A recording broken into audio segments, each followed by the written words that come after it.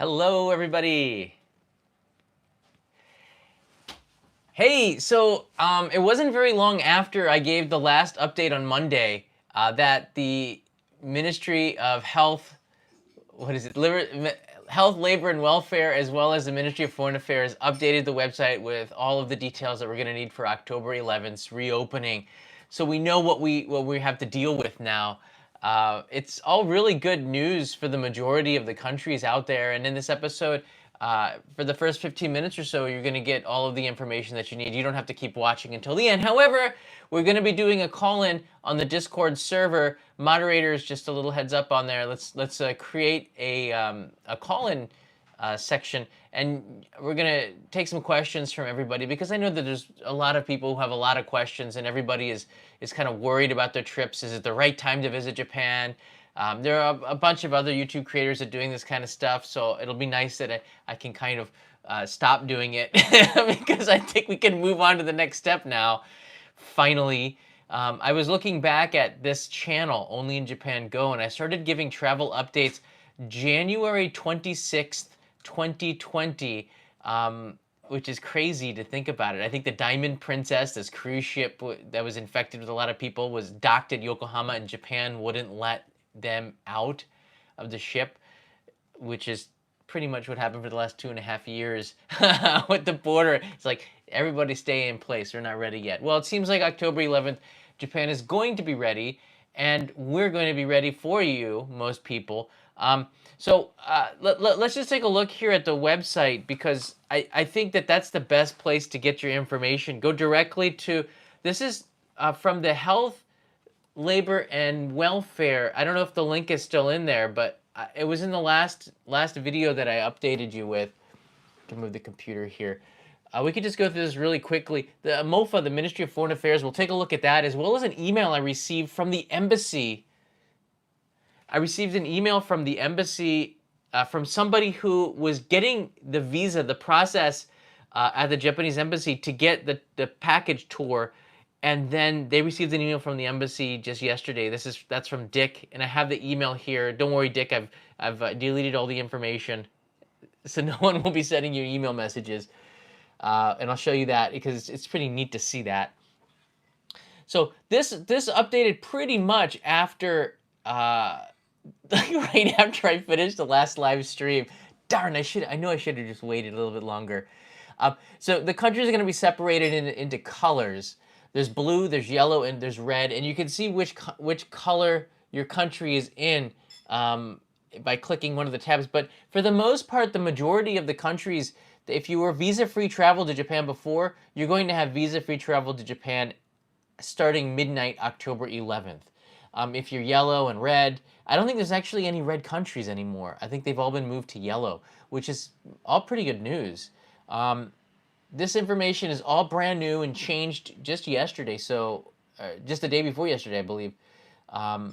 So let's just see here. The type of vaccinations have not changed. They're still the same 6 as before. All this information is on the website. Sinovac is not one of them. Neither is Sputnik, which is the Russian one. Let's see here. The grouping of the countries, there's a tab for that as well. And you can see, the US, Canada, Australia, UK, the Eurozone, Singapore, Thailand. I believe the Philippines is in there too, right? Yeah, Philippines, because we have a lot of viewers from Philippines, Hong Kong, Malaysia.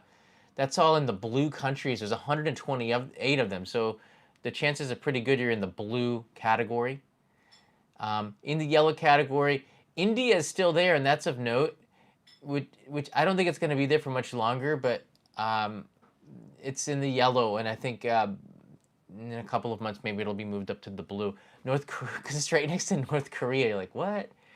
So a lot of the Central Asian countries are in there. Vietnam is on there, which I thought was pretty unusual. Vietnam, I thought, was doing pretty well with COVID, so I don't know. Maybe it's just access to vaccinations could be a problem. Macau is there, which is a little bit weird. Latin America, there's still some European countries on this list. North America is clear. They're all in the blue. Anything of interest? Portugal is on here.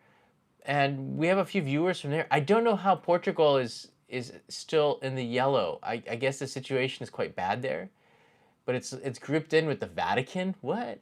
Like, so there's some countries here that are probably going to be moved to blue fairly soon, and then there's the Middle East.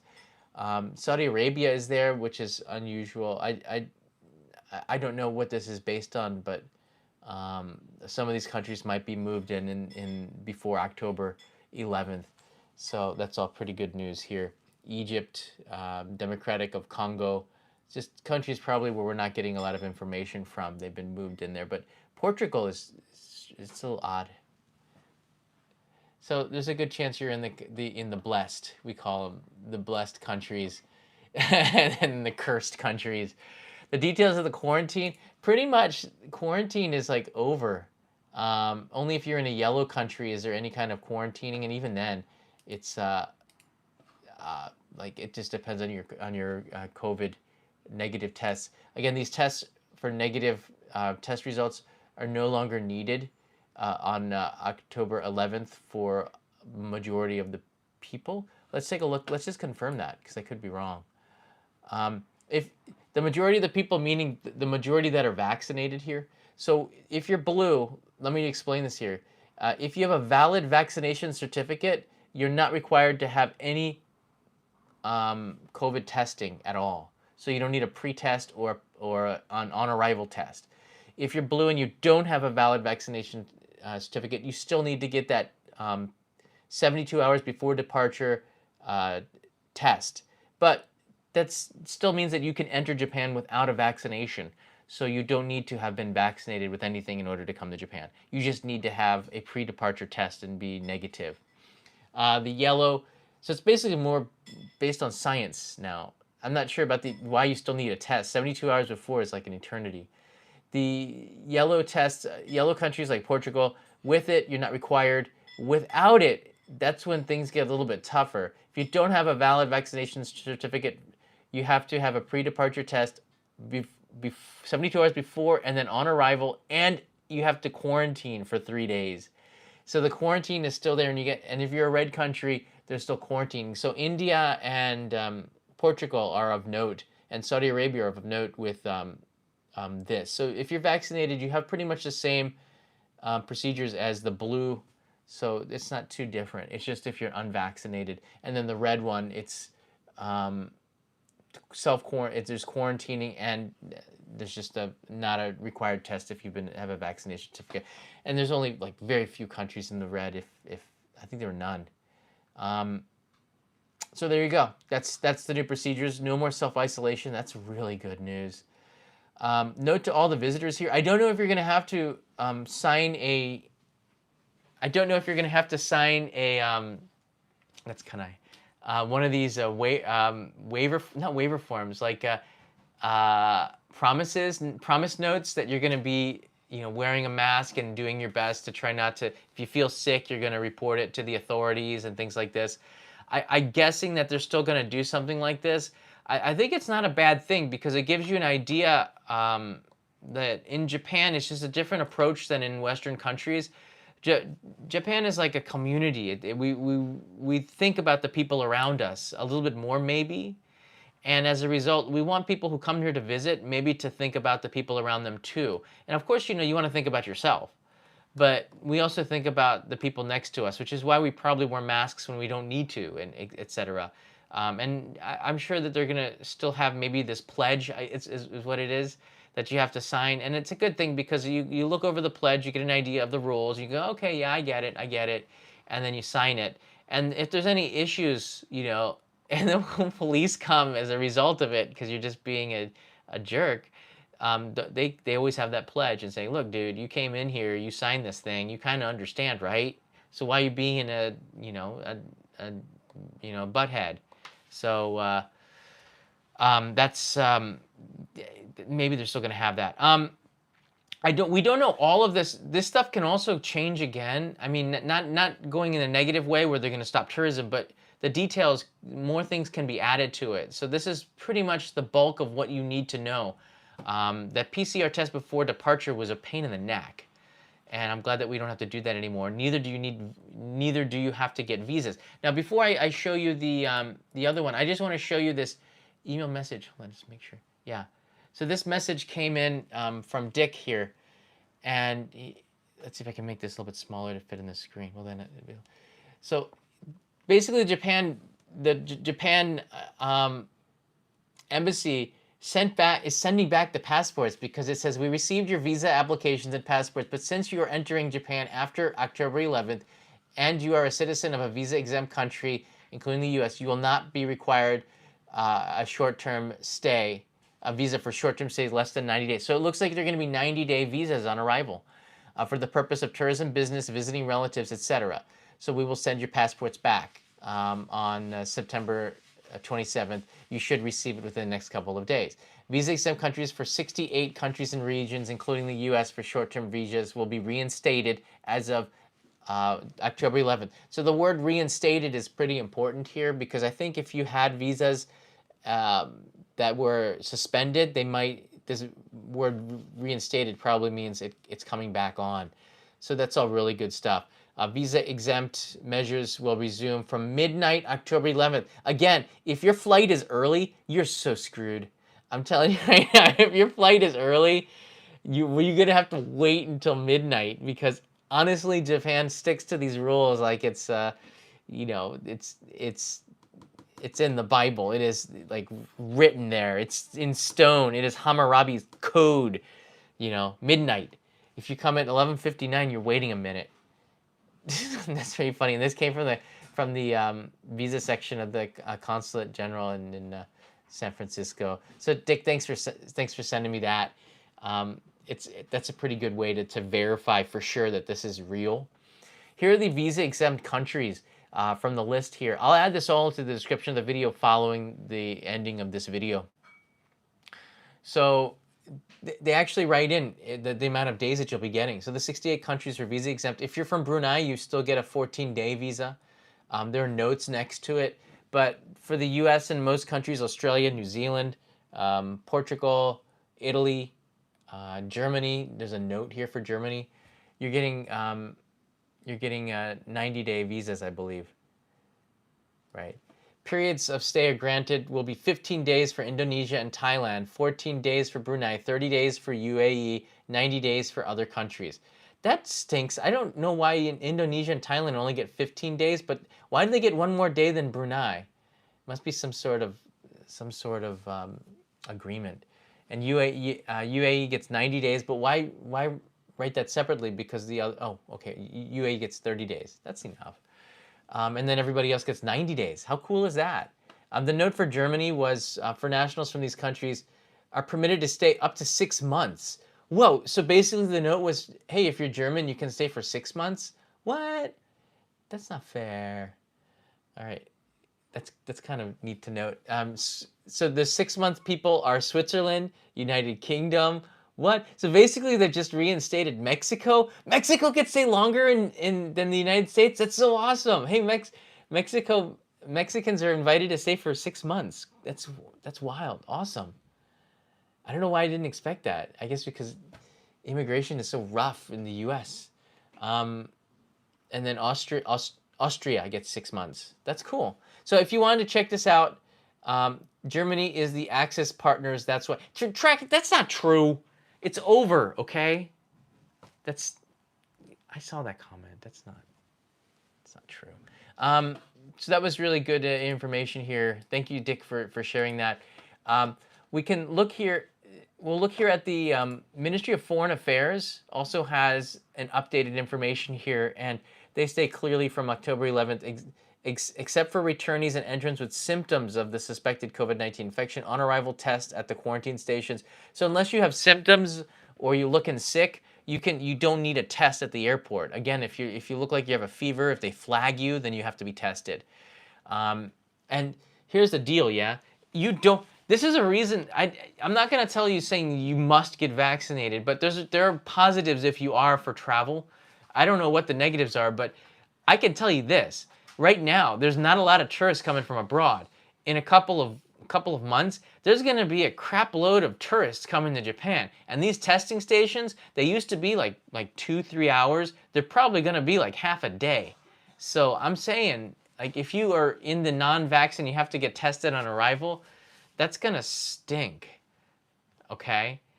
But you know, you get through it. It's just 12 hours of your life sitting in a chair. Hopefully there's a place for you to charge your smartphone so you can look at only in Japan. Write me an email and let me know how you're doing. On the other hand, all returnees and are required to show either a valid vaccination certificate with 3 doses. And I don't know if this is going to be raised over time. That's something to keep in mind. I'm guessing maybe not. I don't think it matters. Even right now, 3 doses doesn't make a lot of difference unless you have like the newest vaccine with the BA.5 Omicron variant. You're still, you know, people are still getting it, these breakthrough infections. I don't understand why it's such a requirement, but I guess it just means that you're not going to get as sick and require the same hospitalizations. You'll get over it faster, maybe. I don't know what they're thinking here. Or a certificate of a negative test. So you need to have that negative test if you don't have the 3 doses and the proof of that within 72 hours. There's a form on the website as well that you can get, they can download to make sure that you have the right test. The thing is this, there's this My SOS app. And yeah, I'm going to turn now to questions on the Discord server in a minute. So you might want to join Discord. And it's free. And we can have a chat here. So there's a My SOS app here. Don't look at the other apps. I don't, that's what it looks like here. And if you click it, it'll be really quick. Okay, so so it basically sets up a panel and it has all the documents that you need to come in. I don't know if this is still, it doesn't say anything about needing it, but if you are having to get tests and stuff, you're probably going to need to download this, and maybe you should anyways. Take a look at it, and probably the procedures on the My SOS app have changed depending on the departure date. You're probably going to want to write in your flight number and all this information. The seat, I think they asked me for my seat number just in case somebody got sick on the flight next to me. They'd be able to identify people that were sitting next to each other on the plane.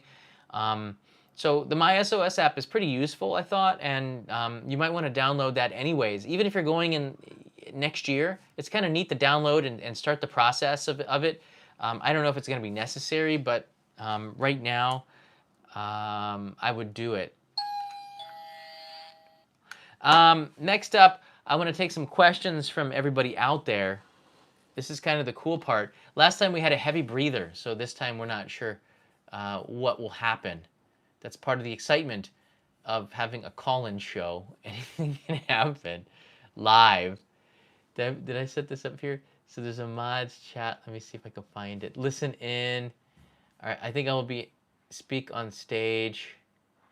I'll be invited to speak on stage. I'll turn the mic around so it's nice and clear audio. I got 2 mics going right here. There are some weirdos, but maybe she was nervous. I'm not sure. Right. Okay, can you hear me now? Yeah, we can hear you. All right, awesome. This should be loud and clear. I've got a mic pointed right at the speaker and one right here on me. If you're having any trouble whatsoever, just let me know. We have an increasing number of people coming in here, 38, 40, 36. This is in the OIJ, Only in Japan Fireside chat. You can find us inside there hanging out. And if you're having any problem with audio, you can go into the Fireside chat, which is non-audio, and you can type in your question, and the moderators are scouting that out. You can see hello, hi, 821 and UFO Bob are in the house. You guys want to say hi? Greetings. Hello, everybody. There you go. You can Short pick and sweet. short and sweet indeed. Let's go with the first one. If you have a question, just raise your hand, and we'll let you up on the stage to speak and ask your question, and then we'll kick you back to the audience very nicely. And if you have anything else you want to add, then you can raise your hand, and we'll bring you back up. We're watching the group in here. We have the Golden Boy with us. How you doing? Hi, how's it going? My name's Austin. Nice to talk to you. Hi, nice to talk to you too, Austin. Hey, I just had a question. So, I've had a trip planned for Japan for 2 years now. And of course, with COVID, everything going on, pushing. And So right now is my fourth time pushing this trip for October 11th, and I'm from the U.S. So my biggest concern is since we're landing in Japan on the 12th, we should be good to go, correct? Yeah, as long as you're.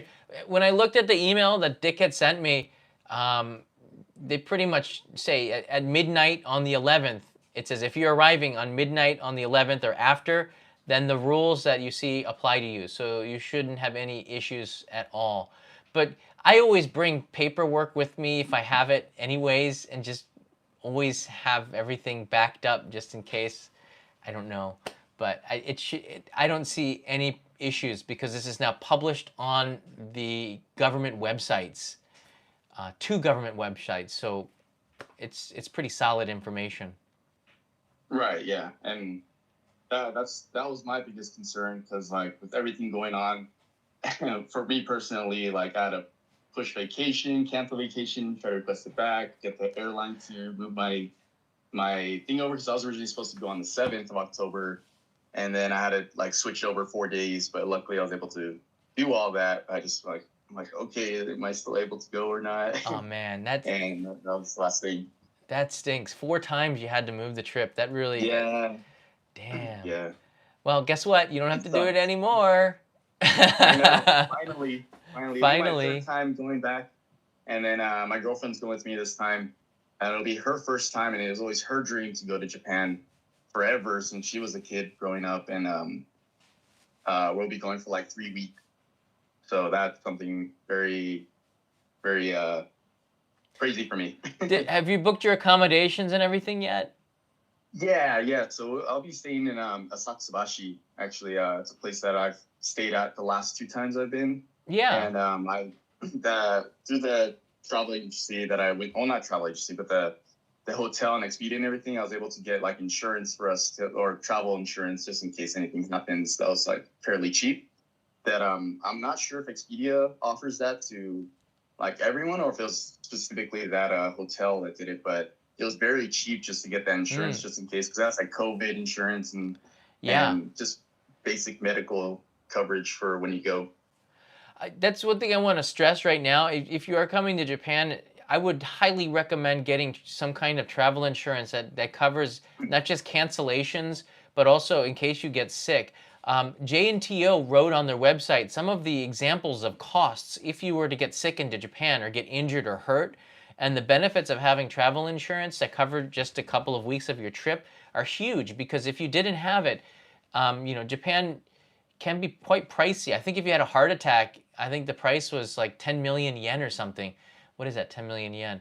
It's quite a lot. I think it's like $100,000 or something. So you probably don't want to, and that includes your flight back in business class. Maybe that's part of the heavy part of the thing. But you don't want to get sick here and not have health insurance. So I recommend that you do have travel insurance that covers your medical expenses and any evacuation costs as well as cancellations. And make sure you read the fine print in it and carry a copy of it with you as well as the phone number and how to get in touch before you travel. About 10 years ago, I never traveled with travel insurance, but the way that the things are going now in the world, I probably would take a look at it. And I can't recommend any for you, but if you want in the chat, you can recommend ones that you've used before. Thanks, Austin, for calling in. We'll take another caller here. Who we got? Oh, the hands are going up. Jimmy's coming up. All right, Timim. Hello. Hello. Hi. Hey, John. How you doing? Oh my God, I can't believe I'm talking to you right now. You are. Yeah, we're me and my wife. We just bought tickets for November 21st. So we're hoping to catch the fall colors in Japan, and it'll be our 5th time going there. I was just wondering what places you would recommend. Our itinerary is like wide open right now. We're still planning. Wow, you're coming at a really. Have you booked your accommodations yet? We haven't. Do that now. Okay. Because I remember, I was doing a fixing job for Denmark TV, which wanted to film around Kyoto. And they just contacted me too late. I contacted so many hotels. They were all booked. This is 2 months in advance. So if you're thinking of finding in fall colors and you're coming like right at the peak season, you're going to want to book your accommodations like today or yet yesterday, I should say, because anything that's good is usually booked out pretty quick, including like budget hotels. So just keep that in mind, especially with the Japanese wanting to travel more now. And Japan has travel subsidies, so foreign domestic travel is going to be really high for the next couple of months. 100% book now. And that's to all of you right now. If you're coming between October and January, if you can, book your accommodations in advance, especially if there's one that you really like and want to stay at, do it now. If it's a ryokan, if it's an onsen, if it's a popular place, do it now. In terms of places to go and visit during the autumn, you're hitting the time pretty much for Kyoto and the Kansai region. So that's going to be like Nara and Himeji and even down. You might even see some color down in Hiroshima. That's really pretty. Down in Kyushu, I noticed that the autumn colors start popping around the beginning of December. It's a little bit later there. And then, of course, Tohoku should be pretty prime as well as the Tokyo area. Tohoku, I thought that's the best place for the autumn colors. Taking the local trains around the northern part of Honshu Island around Tohoku is so stunning because it's like so unpopulated up there and it's mostly like nature. So I just, and you have to get off the Shinkansen too because they built those tracks on like rice paddies and stuff. So on the local trains. Did you have another a question in regards to autumn? Oh, yeah, those are great suggestions. I'll let someone else ask a question. Thank you so much. You're welcome, and have a great trip. Keep in touch on the server. Let it share some of your photos of the travel. We have a photo section in here, and it's getting a little bit livelier as more people come to Japan. It's kind of cool to see what people are up to. We're waiting for Renee to pop in. We've given her the invite. Oh, hey, there you are, Renee. How you doing?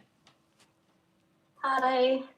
Hello. So I was wondering if you had any info on the countries that aren't part of the visa-free entry.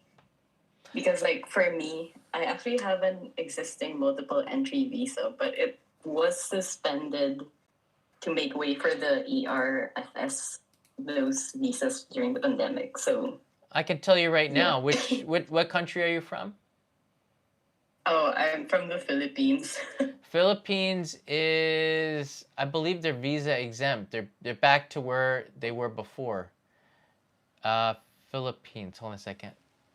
I believe so. Maybe not. Uh-oh. The list is the list is on the Ministry of Foreign Affairs top page right now. So if you go to MOFA, I'll put a link in the description of this video as soon as we're done with this. I don't know if I haven't. Maybe I can do that as we're talking. But there's an alphabetical list, and I don't see it, which is crazy. Maybe I'm just missing it. It could be somewhere else. But yeah, there's 68 countries that are visa free, and there's countries that are not, which means that you'd have to still get a visa. That stinks. That's not fair. Yeah. I know, and I got so many friends, and there's so many viewers in the Philippines. That kind of stinks. We have to lobby for Philippines. Let people in. I'll double check this again, and maybe we'll have some people in the chat. Philippines needs, Santi's writing in, Philippines needs a visa, unfortunately, but I think we'll just keep monitoring this because all this information can change quite rapidly. So we don't know what's going to happen before October 11th or a couple of weeks after that. Can I ask you, Philippines didn't need a visa on arrival before the pandemic, right?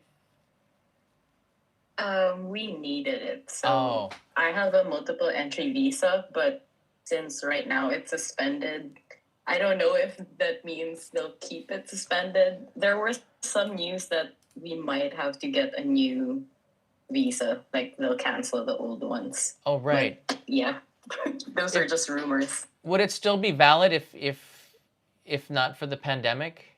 It's still valid till 2023, 2024, till the future, right? Yeah, mine would still be. It seems to be that visas are reinstated, but I guess, I mean, I don't. It's a hard thing to say here. Hold on. According to what it writes here, it says here. Yeah, visas. there's a very good chance it could have been reinstated. Just get in touch with the consulate in Manila or the embassy there, and they should be able to let you know pretty quickly. But it'd be really cool to see. It wouldn't be cool if the people from the Philippines weren't here to join everybody else, because they're Yeah. usually people smiling a little bit more, having a little bit more fun. I don't know why. But thanks for calling, Renee. Do you have another question? No, I'm good. Yeah, thanks. Okay, thanks. Joy is one of our moderators, and she's from the Philippines. Joy, did you want to add anything? Oh, she just left here. Maybe Joy's been researching this as well, keeping this pretty close here. Yeah, Joy, you can join us anytime you want up on the stage. Mitch, welcome to the show. Hi, how you going? My name is Mitch. I'm from Australia. I'm going to Japan on November the 12th this year, so I'm very excited. It's been about 3 years since I've been there, so looking forward to it.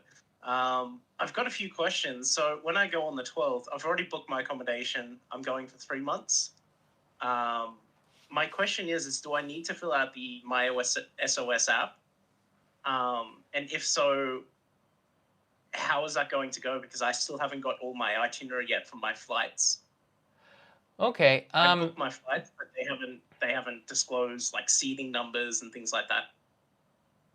Yeah, I think that stuff is all secondary. My feeling is that everyone's still going to need that My SOS app, because that's how they verify if you've been vaccinated 3 times. So if you have a vaccination certificate, you have to take a picture of that and upload it to the My SOS app. And pre-departure, somebody here in Japan looks at it and verifies it. So then you don't have to show that information. I'd still bring it with you, but you don't have to show that information when you arrive, because it's all been verified on your smartphone, and they can just see, boom, you have all the check marks, you can go. So I'm guessing, yeah, you probably still need that My SOS app, and you should download it and start to. I filled out half of it. I'm just obviously waiting on my flight itinerary information to come through. The other question that I have just quickly is obviously coming back to Japan. Do you think Japan's ready for influx of tourism to come back in? I know from friends that live there that things are still quite closed. Do you think maybe after October things will start to reopen maybe a little bit more? Things are open pretty good now. Domestic tourism didn't really stop too much in 2021 and 2022. It was always here. The state of emergencies haven't been going on, so there are hotels still open. But when we talk about 30 to 40 million tourists, which is what we had in 2019, yeah, we're not ready for that. So I don't think we're going to get those kind of numbers in October or November or even this year. Again, the majority of the travelers visiting Japan were from China. And China still has a zero COVID policy, and they're not on the list. So Chinese are not going to be joining us in visiting Japan, not at the moment right now, except for Hong Kong and Macau. And that was 80% of tourism to Japan, or like 70 to 80%. So I think it's going to be okay, but I think people should be more patient if you're in the first wave, because things really aren't set up. Maybe those English language translations and stuff were thrown away, and they don't have that anymore. Or the English speakers that used to be employed at certain places are no longer there because they weren't needed anymore. I've had situations where that was the case, where they apologized. They used to have an English-speaking desk clerk, and that they don't have one. They apologized to me in Japanese. Like, even if I didn't speak Japanese, I wouldn't be able to understand what you're saying. So I would just say it's no problem. I can speak Japanese. But it's going to be chaos on the 11th and 12th, which might be fun for you to see. I don't think you're going to get a chance to see. If you come in the first week of October, when this visa thing starts, you're going to get a pretty unique Japan. Now, there's going to be a lot of Japanese traveling, but it's not going to be anywhere near the same levels as 2018 and 2019. You're going to have a lot freer travel for at least the first couple of weeks. But I can guarantee you by November, December, we're going to get back up there to, it's going to feel like it did before. But again, the majority of the tourists coming to Japan were from China, and then after that from Korea and Hong Kong and like the neighboring countries, including the Philippines. So thanks for the question. Joy, did you have anything you wanted to add about the travel from Philippines to Japan? Yeah, hi. Can you hear me? Yes.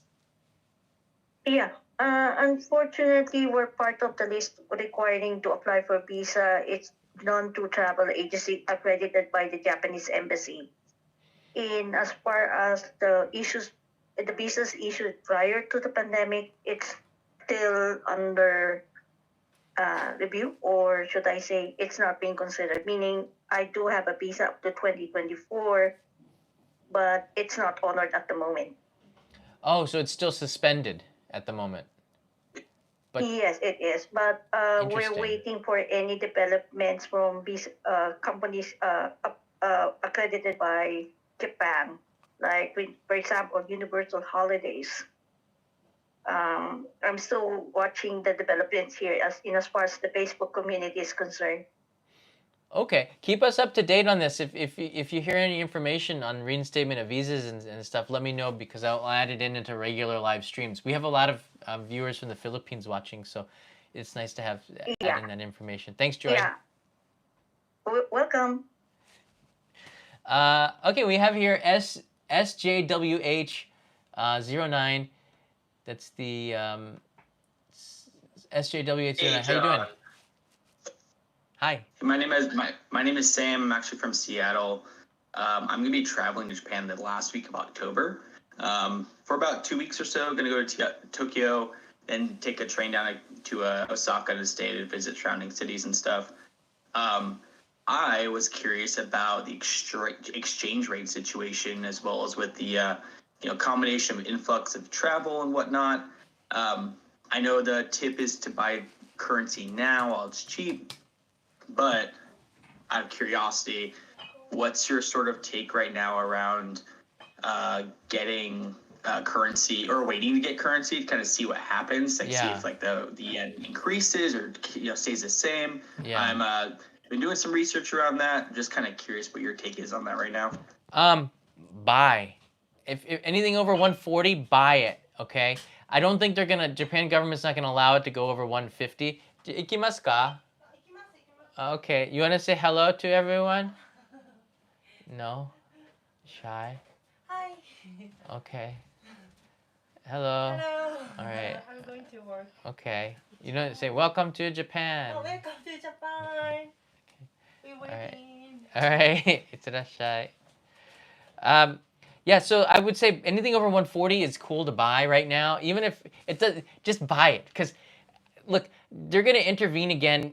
They're signaling that, and if it gets over 146 or 147, that was the level at which they intervened. And in 1998, when I first came to Japan, it got up to 147 to the dollar, and then they intervened.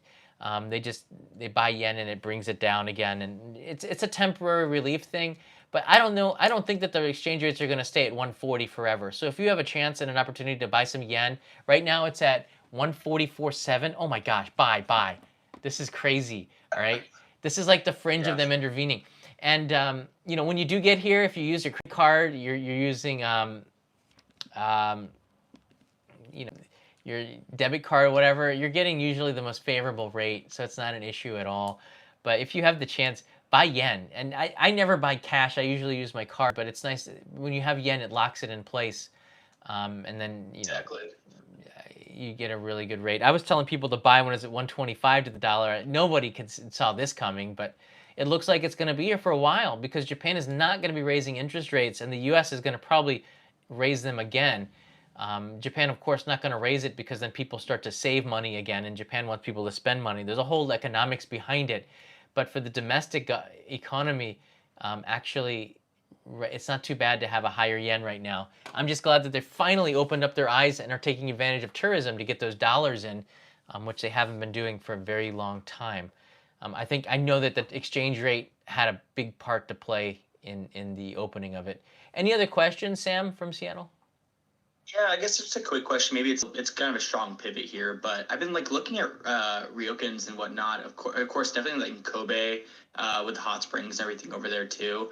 I've just been finding that it's extremely difficult to really figure that out, if that makes sense. Trying to find one that's maybe like suitable, as well as, finding information from like bookings.com or hotels.com, whatever it might be, that has sufficient information about what's actually provided at some of those locations. And so I was just wondering if you had like any quick tips about maybe where to shop around for reservations and things like that. Yeah, when I book hotels around Japan as I travel, I do use booking.com and I use the IHG app. Sometimes I stay at that Crown Plaza and I get a lot of points from IHG. That's another reason. So there's also the one from Marriott. There's a Bonvoy, I think it's called. But if you want to stay at a more local place, then you have to use other like Japanese-based services. And one of them is, what was it called? Jalen.net, I think it was. Jalen.net has an English language reservation service as well. Hold on a second, I can show you zoom out. Yeah, there you go. They have an English language reservation service here, and I think there's more Japanese properties listed here than on there's Jalen.net, than on Booking.com perhaps. And you can find places here. And because it's in English, I think they do give you a better idea. They translate what the services are involved in there. So you might want to check out that one. There are a couple of other online sites. I haven't used them yet. There's Rakuten Travel, which might be in English as well. Can I use that to book our hotel in, where did we just go? I can't remember. Where did you go? Oh, up to Nasu in Tochigi a couple of days ago. So she booked Rakuten Travel. So those are Japanese-based travel agencies that might be better for that. But in terms of the services and stuff, that's a harder one because they're usually written on the website.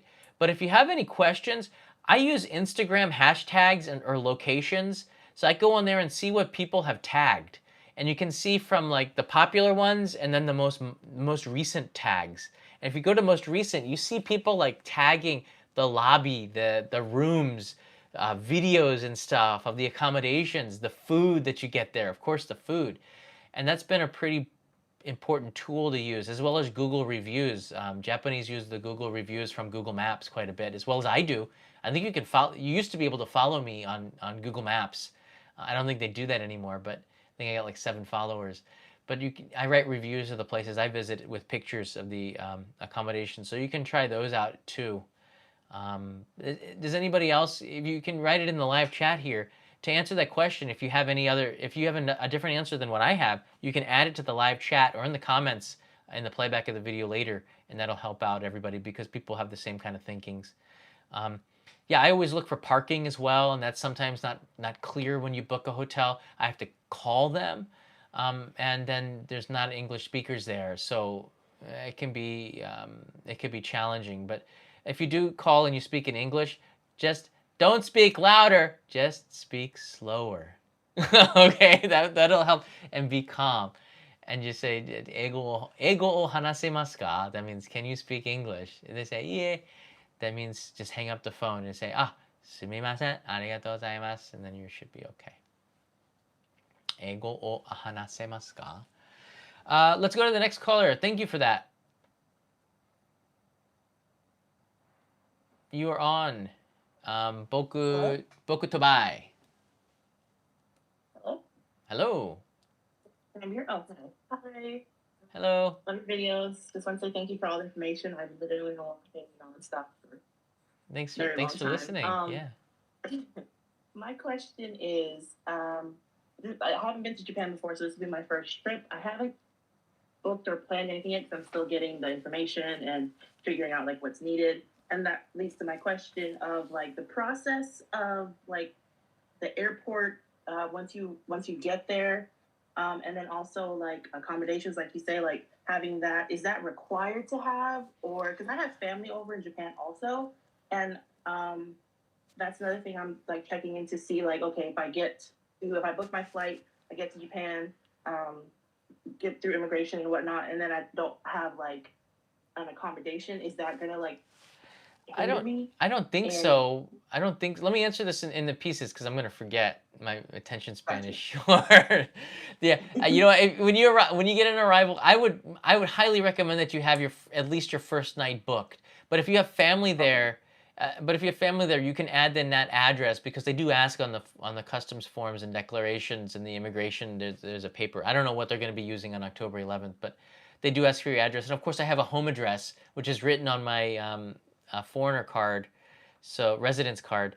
So they never really follow up on that. But I would highly recommend, just because travel is going to get so crazy. And I don't want to see anybody staying in a manga cafe or on the street.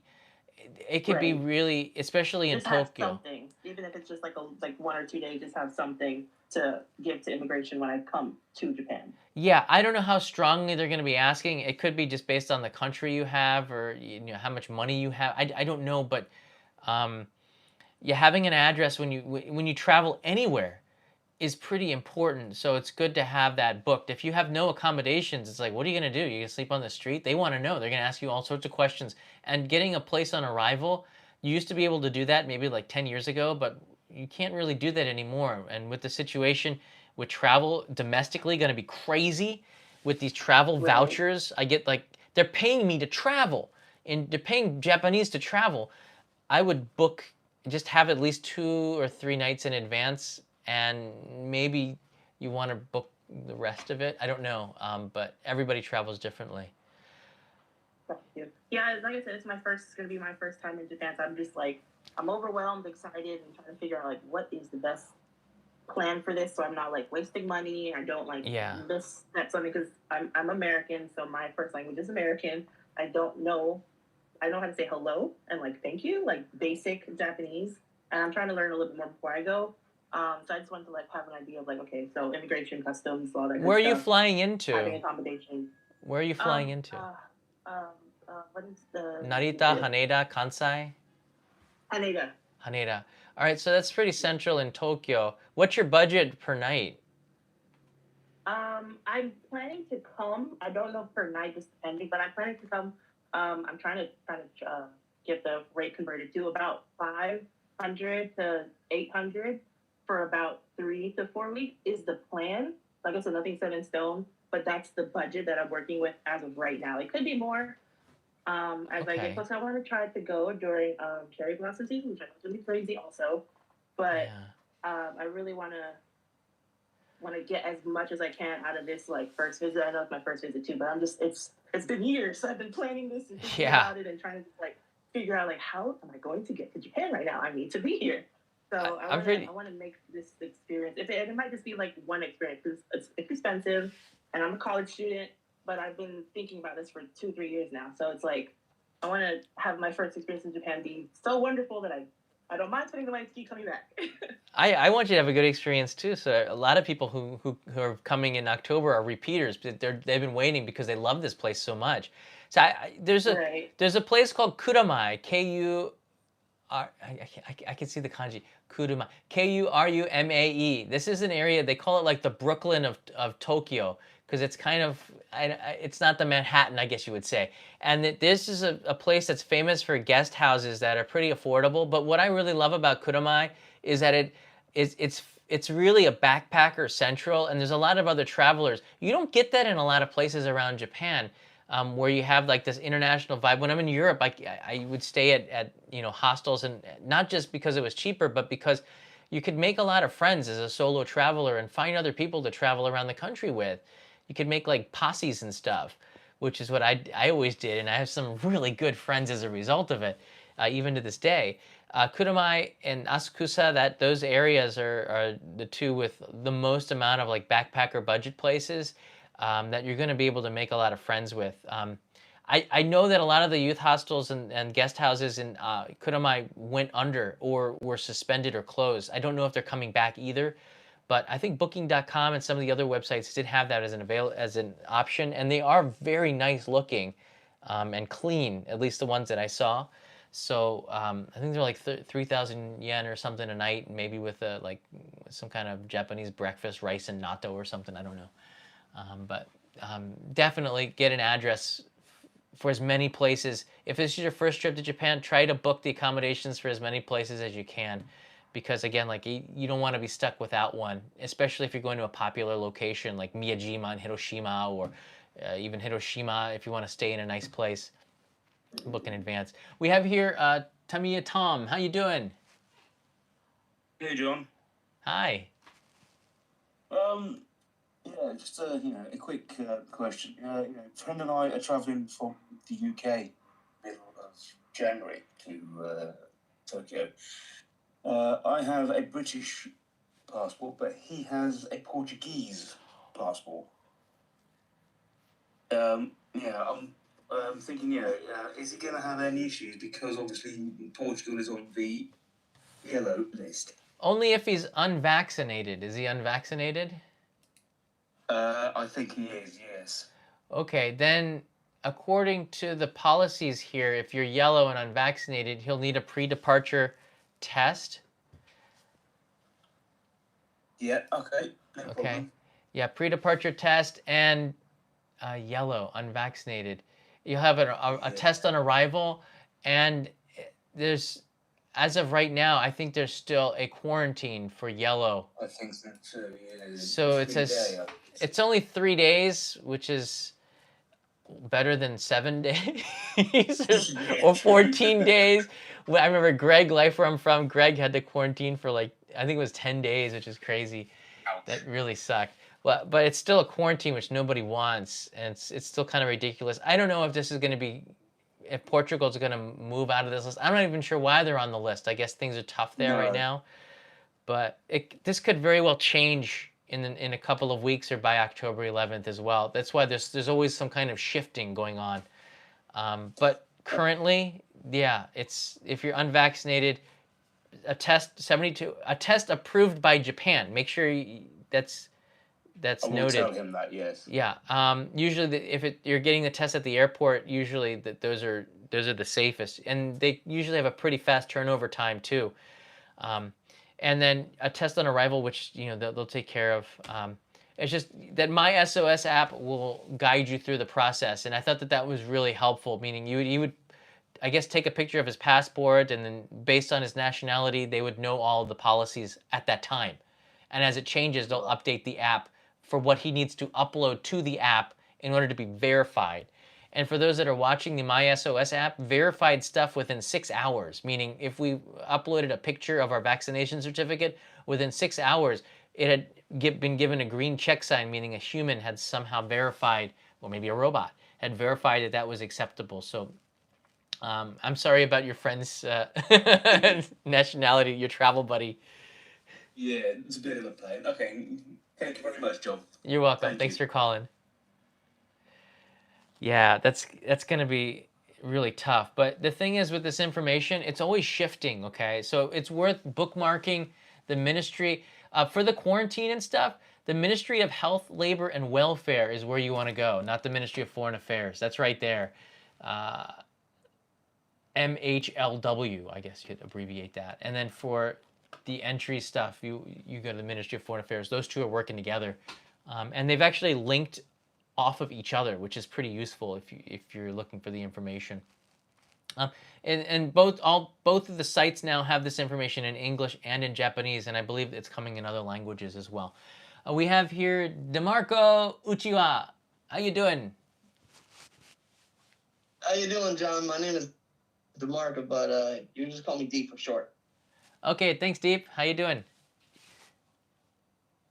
What's up today? I'm doing good. Anyway, I'm from Oklahoma, so I never traveled outside my home state. So I need to know what is the best thing for people with cerebral palsy in Japan. Okay. Wow, Oklahoma. You haven't traveled outside of Oklahoma, and you're coming to Japan. Yeah. That's pretty awesome. Yeah. My family was hesitant about me doing it at first, but when I looked up all the things that are accessibility for people with disabilities in Japan, I'm like, okay, yeah, sure, this is cool. So I waited and waited. After I graduated high school, I waited for a long time to come. Never got the time because I had other stuff going on. But now that Japan opened the borders, my mind's just like blown, man. It's crazy. Yeah, and with the accessibility, because they had the Paralympics last year. I keep thinking it was 2 years ago. It was last year, the accessibility around the city is just so much better. Elevators and ramps everywhere, and um, the staff is ready for all sorts of different kinds of situations, which is really cool because they never were before. Something that I look at when I'm traveling around the city. Um, I don't know if is there anything special that you would need to travel here, because I think from the airlines all the way through to the airport, if you have everything booked solid, I don't see any issues at all. Deep, are you still there? Well, yeah. The thing is, I'm on a disability check, so I don't know what to book, where to go, and how to do all these things because I'm always, in my room having fun with my brothers and sisters. So I really don't know much about traveling. Right. Um, I really don't know too much about travelers with special needs coming at this time either. So I think it's something like I would just start Googling this, and I'm pretty sure from all the people that I talk to, especially JNTO probably has a site on this and give you more information for people who are coming here that might have some special needs.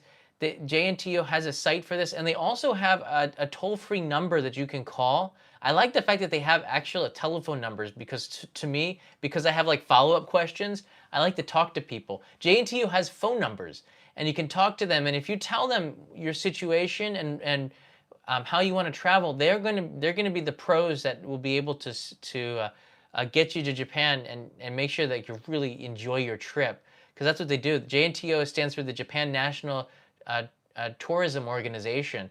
I've worked with them before, and they're just like a really awesome group of people.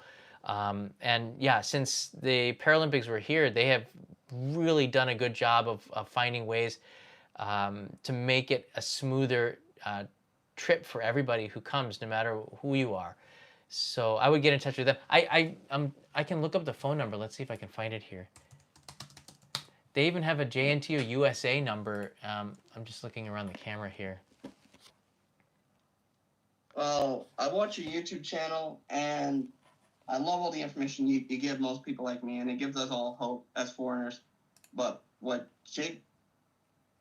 Logan Paul did really embarrassed most of us Americans, and that was the most embarrassing thing for me as an American, because when he did that, I was afraid to go after that incident. Yeah, that really sucked. I don't know if you here's a phone number I'm putting up on the screen here. They actually have telephone numbers here.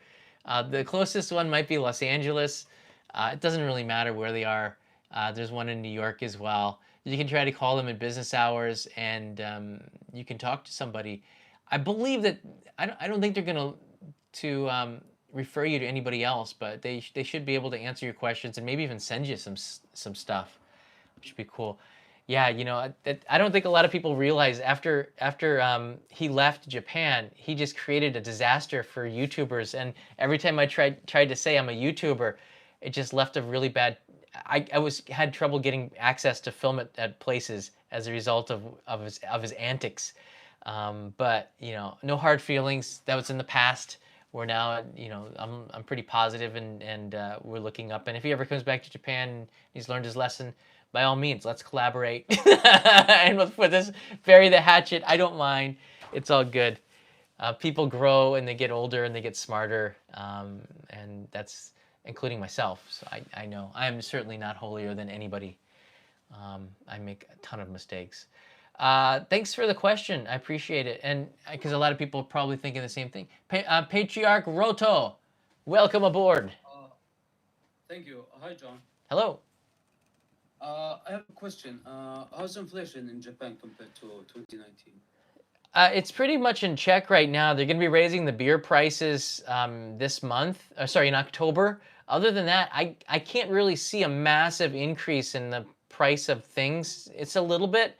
I noticed that the family restaurants have rounded up the prices, so things might be about 50 yen more expensive. But as travelers with US dollars or foreign currency for that matter, you're probably not going to see it because it's 140 to the dollar. Things are still going to be way, way cheaper than they were a few years ago. Yeah, because back then it was 105, 107. Around that. Yeah. Yeah. Another question is Japan open the same way as it was prior to the pandemic?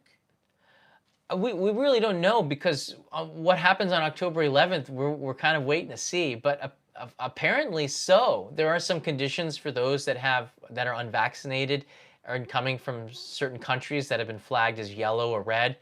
But other than that, I'm guessing that for the majority of people, you're going to enter into Japan. You're going to show your My SOS app, and they're going to let you through straight to your luggage. That's what my feeling is what's going to happen. I don't know what the reality of it's going to be. They're probably going to have scanners to check people's temperature as they walk by and flag people that might have a fever or look or feel sick. They didn't do that when I was in the U.S., but there were noticeably people in line that had COVID when we went into the U.S. without masks. Luckily, we were like several meters away. It sucks if you're next to somebody like that. But in Japan, I'm sure they're going to have checkers. So if you're coughing and you look noticeably ill, you're going to be pulled aside and you're going to be asked to take a test. They're going to have screeners on arrival, and apart from that, I don't think that there's going to be anything different because we're past that. Even Japan domestically will have the Omicron variant of the booster shot out for BA1, not the BA5 one, starting now, actually. So Japan is doing all that it can, and it's just a time to open it up. Hopefully it is as smooth as 2019. Do you have any follow-ups to that? Not a follow-up, but a different question. Last question. How's Japan between late February to early April in terms of tourism and how crowded it is, considering the sakura season is in that range? Right. It was a lot higher. The tourism this year between February and let's just say August, it's just increased a lot for domestic travel. It's nowhere near the same levels as 2019, but it's increased a lot. People were in Japan were traveling a lot more. Everybody had gotten, who wanted it, had access to the vaccinations. The rates, especially this year at that time, were going down. The Omicron was going down, and I think it was when I left to the U.S. in the end of June, it was a very low rate of infection. It felt like it was gone, and then BA5 came, and then it spiked up again. So we really didn't have any issues at that time. This year's cherry blossoms were more subdued than the past, but they were pretty vibrant. We had the food stands out, and we had life pretty much returned to normal. And I see for next year a return to normal. I don't think they're going to do anything differently other than people will probably be wearing masks if you're in crowded areas. But again, like when I look back at my time standing in line at JFK with Kanai, I didn't want to be next to somebody who was coughing who didn't have a mask on. So I mean, if you don't know there's a bunch of strangers around you, you're probably better off if everybody is wearing a mask when you're like this in a group than if somebody's worried about their personal freedom. I get it, but this is Japan. Michael Sassano, thank you. Great news on the visa-free travel. Thank you for letting us know the change is happening. Very vital information to help my plans. I'm very happy to hear that. WRX Turbo is in the house. And Irvin, what happened to that creme brulee donut? I'll be going back to do another gachapon thing, and I'm doing it near the creme brulee area. So it's a down payment, buddy. I had to, because that live stream went so long, I had to hurry up and hustle back here, and I got here with 10 minutes to spare before an online meeting I had with Miyazaki Prefecture on a film shooting I'm doing down there. So the creme brulee donut has to wait. And I had a health check this morning. I just took the Band-Aid off, but they made me drink barium, and I'm not feeling my best. So this live stream probably going to end in a couple of minutes. We still got a ton of questions, though. Razor, how you doing? John, do you hear me well? I hear you loud and clear. Oh, great. I'm Mintu from Canada. I can't believe I'm speaking to you now. I've been following you for a long time. Your YouTube videos have always been so informative and entertaining. Thank you so much for doing this. Thank you. I'll be going to Japan in early December. So December 3 to 12, going to Kyoto and Tokyo. I booked all the hotels in booking.com with the option to pay at the property. It's not my first time going. I usually always choose that option.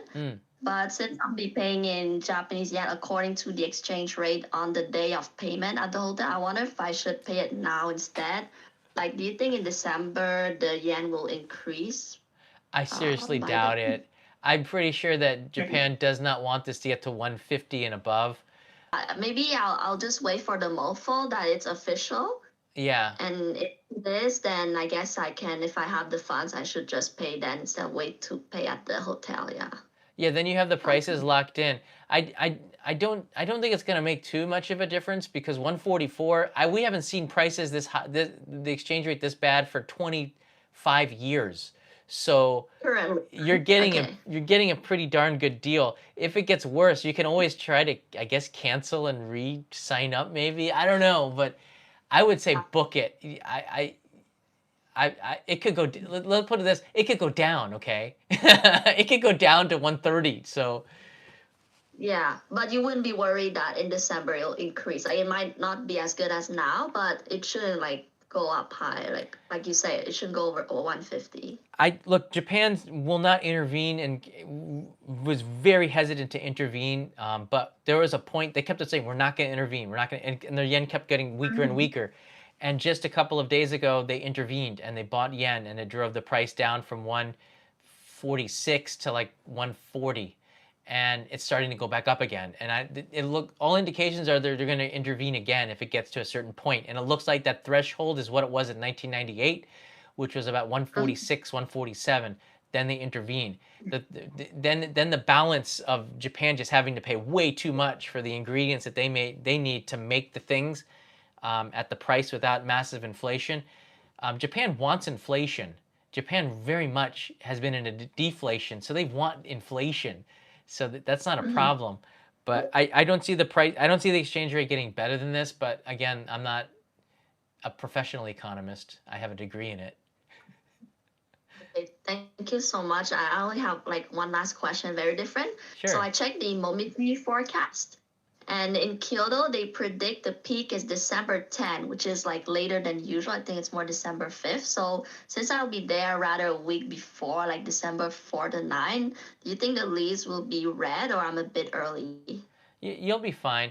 Just keep in mind that some varieties of trees will turn different than other varieties of trees. It's the same with the cherry blossoms. So autumn is also, the tree colors sort of stay on there for a while. They don't fall off as fast as the cherry blossoms. So the great thing about autumn is that the fireworks, it's very much like fireworks. Certain trees will explode with the color, and then as they start to peak and go away, another tree will start to explode with color. So there's booms going off all over the time. It's very hard to hit them all at the same time.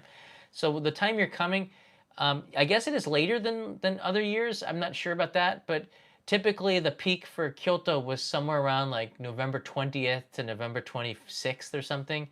But again, the autumn changing of the leaves can go on around Japan anytime from the middle of November till the middle of December. Usually that's the peak, depending on where you are in Honshu and Shikoku and Kyushu, for example. It's a good question. Hope that's helpful. You should be fine. We have here 9 Merlin engines in the house. How you doing?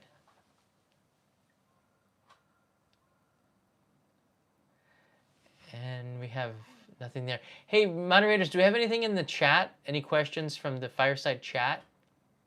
The text version? I don't see anything yet. Nothing yet? I did answer a question from the Ask OIJ hashtag just the other day. That was kind of cool. Somebody used it. Yeah. That made me happy. I'm sorry, John. Here, next text says, "Hi, John. Can I please get your suggestion for regions and the ryokan with onsen with early autumn viewing mid-November 13th to the 15th? Preferably that can be reached by bus from Tokyo." Wow. I'll just say Takaragawa Onsen. That's my favorite in this region.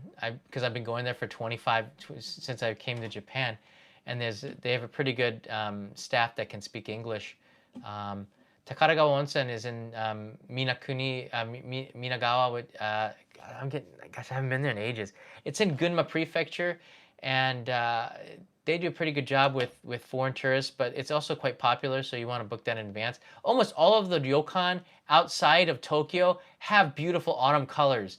So I don't think you can go wrong anywhere you book, but you can just go on Instagram and search with the location on what the pictures look like at the time, and you'll be able to find what's peaking. Just scroll back to last year, and you can find a bunch of really beautiful photos, and that'll give you a good indication of what's around that area. But you know, there's just too many to say, and depending on the time of year that you visit and the dates that you have, you can just look on the map and you can see where is the peak going to be. But I'll tell you right now, for the majority of those places, they're already booked. You don't get, like, I don't think Westerners get how Japanese think. Places are booked 3 to 6 months in advance if they're popular, especially like cherry blossoms and autumn. Like, they're booked. Ginzan Onsen, booked. Like winter, 6 months in advance, it's booked. So you're not going to have the same options. I used to have to book my plane ticket for Golden Week, which is in the beginning of May, end of April. I would have to book in November of the year before to get a flight out of Japan that was at a decent price. Because if you booked in February, anything that was left was 2 times or 3 times the amount. And if you booked on the day or like a month or before, you couldn't because there's nothing available. It's all sold out, which is crazy at that price. So, you know, book in advance. And with domestic tourism returning and travel subsidies, you're crazy. If you're coming to Japan and you want to go to a popular place and you haven't booked yet for October, November, you better book. And if you find something, consider yourself lucky. Like a good place. Now, Appa Hotel might be available, but even business travelers are going to have a problem booking last-minute accommodations. I'm guessing that accommodation prices are going to skyrocket too due to demand. There's a lack of demand and there's a high amount of demand and a lack of supply. So, you know, all indications are, hey, if I was a hotel owner, I would raise the prices too. Especially if you haven't had good business in a while. We have Nagi here. How you doing, Nagi? Hey, John. How are you? Good. Nice to hear from you. Yeah, nice to hear from you too. My question is very simple. Is it a bit of a stretch to go to Kanazawa from Tokyo and come back on the same day? Can I cover a lot of things during that time? Oh no, you could totally do it. If you leave on an early train, and if you have jet lag, that's not a problem at all. You shouldn't have any problems catching the Hokuriku Shinkansen. What is it, like 3.5 hours, I think, to Kanazawa? So if you leave at 6 or 6:30, you get there. Yeah, you get there at 10 a.m.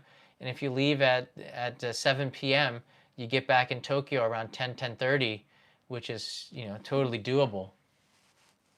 Right. Yeah, I was trying to avoid Kansai region. I'm mostly focusing to go to Tohoku for the first time. It's actually my first visit, so I'm gonna avoid Kansai region for now. My friend Kevin's probably not going to be happy about hearing that. No, not that. I'll save for next time. I'm avoiding the Kansai regions. So. There's many reasons why. Kansai region is going to be maybe more crowded than Tokyo, to be honest with you, but because it's just stocked with attractions. And the Kansai region, although beautiful, it's on the usual tourist track, Nara, Kyoto, Osaka, Himeji. Oh my gosh, that is always the most crowded region for travel. Tokyo's cool, but Kansai just got so much stuff around it.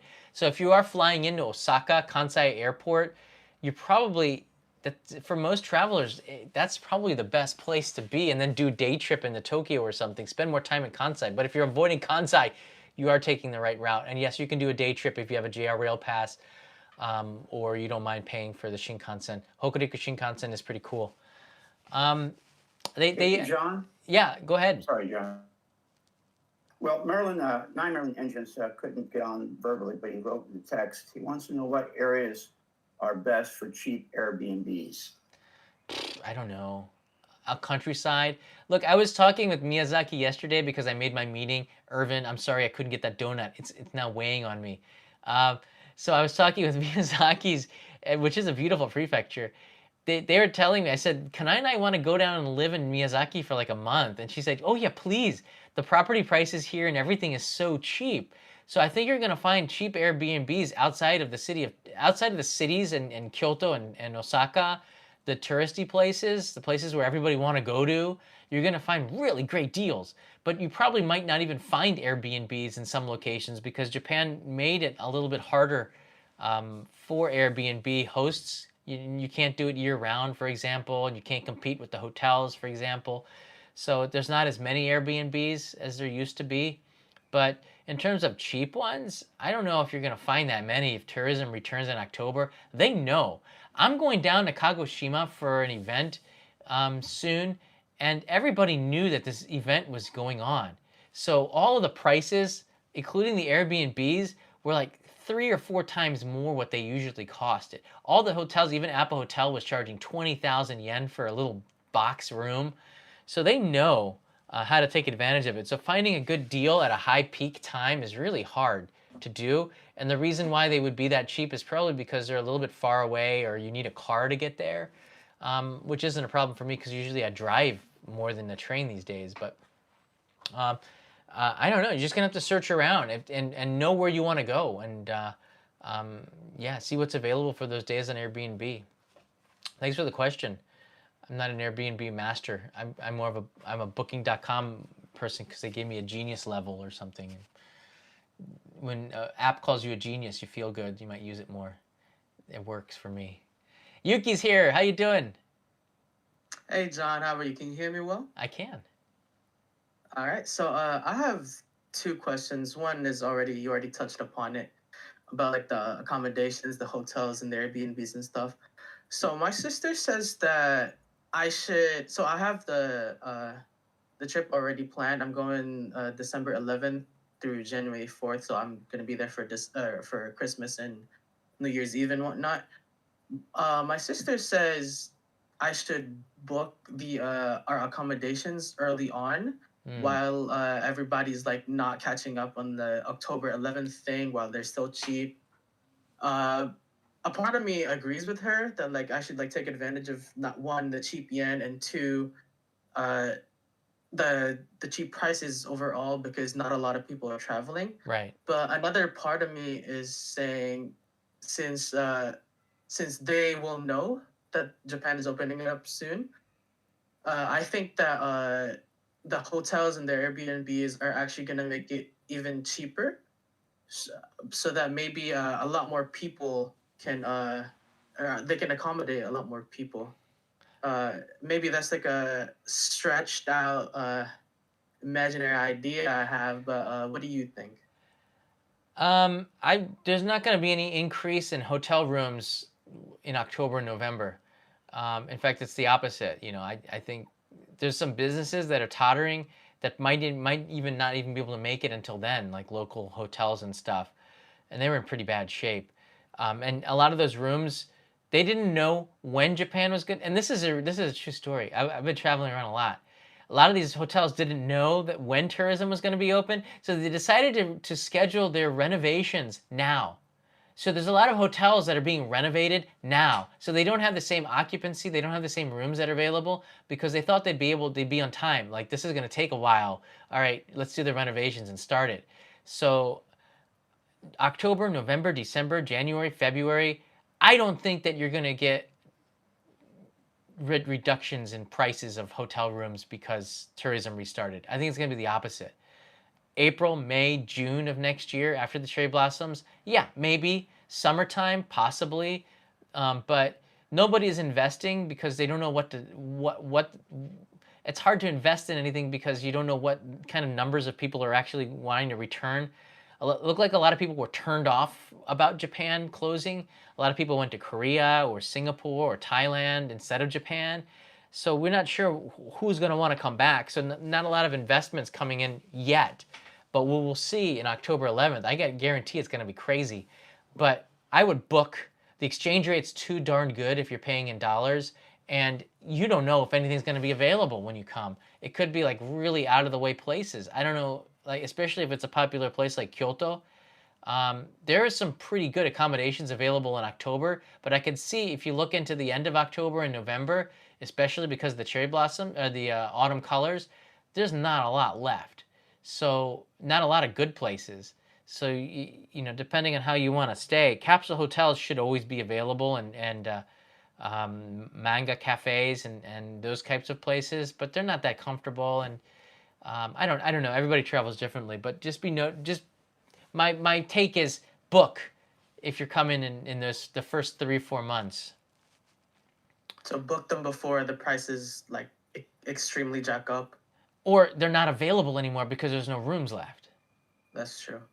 So And yeah, and just you can go ahead. tell you got a very smart sister. It's not just the foreign tourists. Domestic tourism is probably going to spike about 3 or 4 times as well on top of this. So everyone is getting in Japan a voucher to travel for free.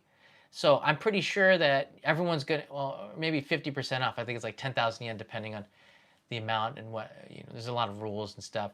But Kanai and I are going to be traveling for sure.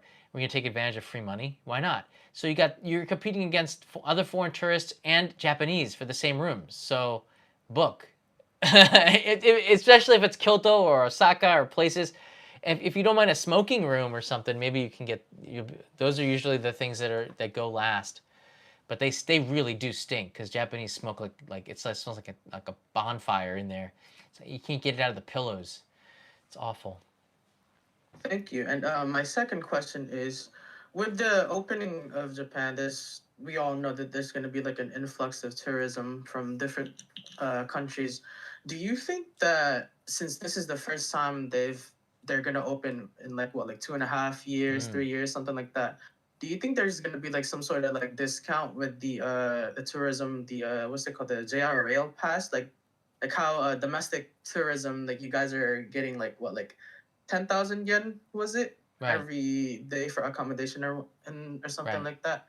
Do you think that there's going to be something like that for us as well for the No, JR Rail? no, and don't ask. You're getting 140 to the dollar. Come on. So there's no way that they're going to give travel subsidies for foreign tourists because the demand is too high. And the government knows this because how many people were applying for visas and how many people have been writing them, when is Japan going to open? There's not going to be any like free travel unless you're an influencer or something. No one's going to give you anything for free here in Japan because Japan's hurting too bad. They don't need to incentivize coming to Japan. I think people are just going to show up. And to be honest with you, I think there's a part of Kishida that's hoping that that everybody doesn't come all at once, because I think a slower rollout might have been more prudent. But he just pretty much opened the door, which scientifically makes sense to do it. I don't think there's going to be any discount. Your discount is your exchange rate, and you should be happy with that. You know who you're talking to. Yeah, I am. Do you know who you're talking to? Someone who does. I can't get a JR Rail Pass, and I'm getting paid in yen. So that stinks for jobs here. So we don't want tourists to get like.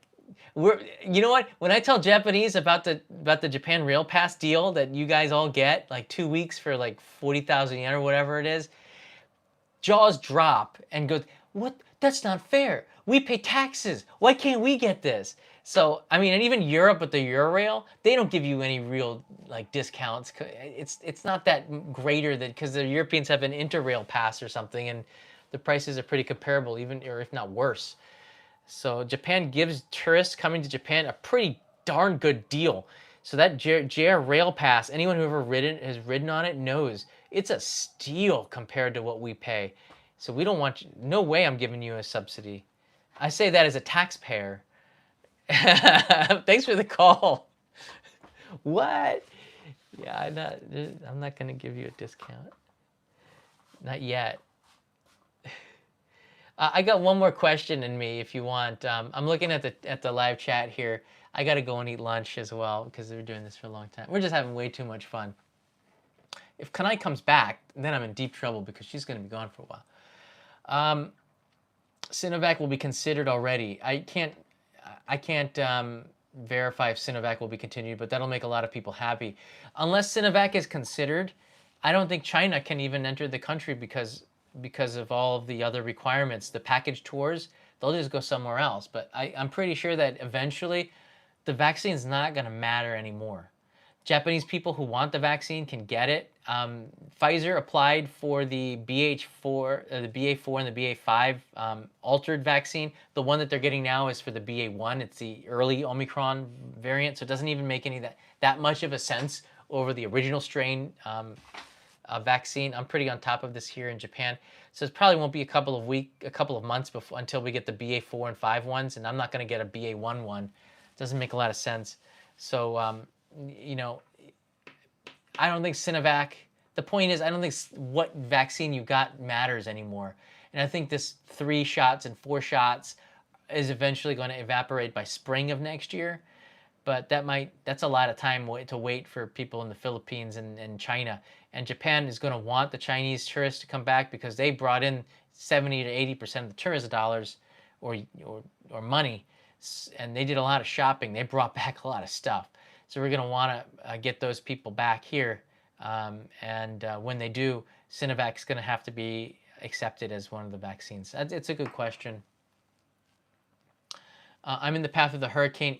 Ian, wish us luck. Good luck and stay strong. We've had a ton of typhoons come through here. It's not the same thing, but please stay safe and stay inside and take care. And we'll be, you know, in the live streams, I'll be checking up on all of you and the families that we do. I do have some. My aunt and uncle had a house down there. I don't know if they still live there, but can't talk about Sputnik. No, I don't think that'll ever be continued. No. I don't know about the flights increasing, but I know that JAL and ANA are going to open up new routes again, which is good news. So good news for mail. Mail to Canada is still suspended, as well as a bunch of other countries. So hopefully that changes. Jason, gosh, and a couple of other Daimyo supporters got a bunch of packages out to get to you. But all in all, though, this is all really good news, and I don't see me doing another travel update for a long time. I want to just say thank you so much. Travel update was actually a good thing for this channel. We were able to get more people subscribing to the videos as a result of it, and I hope you stay subscribed to the Only Japan Go channel, because I'm still going to be taking you to places that I don't think anybody introduces. I'm going to be getting out of Tokyo a lot more now. Travel is normalized, so I'll be in Kyushu in a couple of weeks, down in Kagoshima and Miyazaki. I'll be going to more travel locations like crazy from this fall onwards. So this Only Japan Go channel will be pivoting back to that kind of content. No more indoor camping, although I might do it for nostalgic reasons. But I just want to say thank you to everybody. I know this has been a really long ride, and we're getting to the end of it. I might still do another travel update or two, depending on changes that occur and the rollout. But for the most part, you all don't need travel updates anymore. I think you get the picture. Japan's open, thank goodness. And I'm kind of happy too, because now I can go out there and I probably will do one on the mask usage, but you know, Japan is a country that wears masks. Be prepared to have one in your pocket. But I don't think anything's gonna. It's not really a deal breaker for the majority of people. And if that is a deal breaker for you, Japan's like, we don't need you because we got a bunch of other people. We're already at capacity. We don't need more. So they'll take the people who are okay with wearing a mask. But I wear masks. Do I have one here? I wear masks that I can pretty much breathe pretty well with. It doesn't really have any value to, do I have one of them? I'm looking here. It doesn't really have any value to prevent it from me to get sick. But these PETA masks, here's one. It's just like foam. They're like $3-4. Nobody has ever complained about them, but they protect your breathing out and don't get the germs and the virus all over the place. And they're easy to breathe in. They're so light. It's like and they're washable too. I can wash these 3 or 4 times with soap and water, and I just wear them again. And then after 3 or 4 times, I throw them out because these do get too thin. But yeah, I mean, if that's an issue for you, Japan's not the country for you, because it's these things here. Yeah, PETA is more for pollen, but I'm not trying to protect myself from the COVID. I'm trying to, 1, make people around me feel more comfortable, and 2, like I've done the test here. If you try to blow with the mask, it's not like the stuff's going all over the place. There is actual protection for the people around you. The paper masks have stuff going all over too on the side, so nothing is 100% perfect. The idea is to just cover it up a little bit, and this is maybe too breathable. I don't know. It'll be debated all the time, but I have not had any issues with wearing it, and I haven't caught COVID, and it's not about protecting myself. It's about just if you are sick, which you wouldn't know, just the people around you feel more comfortable. And if I am sick for real, I probably like not COVID. I would wear a paper mask or something better. But for you're feeling okay, just it makes people feel comfortable, and that's important to me. All right, that's bell sounds the end of the live stream. Any questions from our moderators? UFO Bob, Hello Hi 821, Joy, thanks for being here. If you guys have anything to add, now's the time. I appreciate everybody coming here. Don't forget to click the like button, and I do have postcards. If you do, I want to show it because every time I show it, one person signs up, and it makes me super happy. I have the postcards from the Sky Tree. This episode's coming out in November. This is window cleaning of the Sky Tree. This is a bad arse postcard, okay? And if we can get a few more, it justifies a trip out to the Sky Tree to send them. So do sign up to the Patreon Postcard Club, and it's definitely helps out the channel. And I just love sending the cards to everybody and seeing everybody getting one, and let me know that they like the. Letting me know that they like the stamp. And I try to put a really nice canceled stamp on it too, from a location, so it says Tokyo or Hokkaido on it, because I think the little details in the postcards are pretty cool too. All right, take care, everybody. See you in the next live stream. I will be on traveling out of this house, so no more for a while. I'll put links in the descriptions in the next 15-20 minutes, and if you want, you can just dial it in. The Ministry of Health, Labor, and Welfare. It's on their top page. It's in English. It'll give you all of the information that you need, as well as MOFA and JNTO. Thanks, guys. See you next time.